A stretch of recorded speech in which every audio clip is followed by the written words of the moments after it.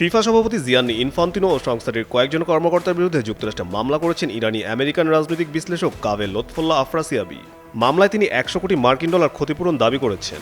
বৃহস্পতিবার বস্টনের একটি ফেডারেল আদালতে দায়ের করা মামলায় তিনি দাবি করেন 2026 বিশ্বকাপের গ্রুপ পর্বে মিশরের বিপক্ষে ইরানের শেষ মুহূর্তের একটি গোল ভিআরের মাধ্যমে বিতর্কিতভাবে বাতিল করা হয়।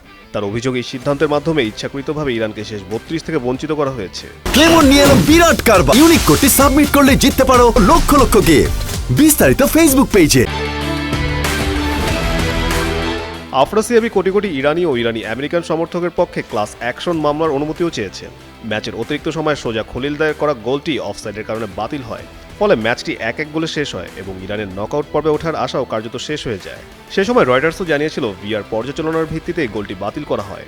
মামলায় আরও অভিযোগ করা হয়েছে পুরো টুর্নামেন্ট জুড়ে ফিফা ইরানের সঙ্গে বৈষম্যমূলক আচরণ করেছে এবং দলটির জন্য ন্যায্য প্রতিযোগিতার পরিবেশ নিশ্চিত করতে ব্যর্থ হয়েছে।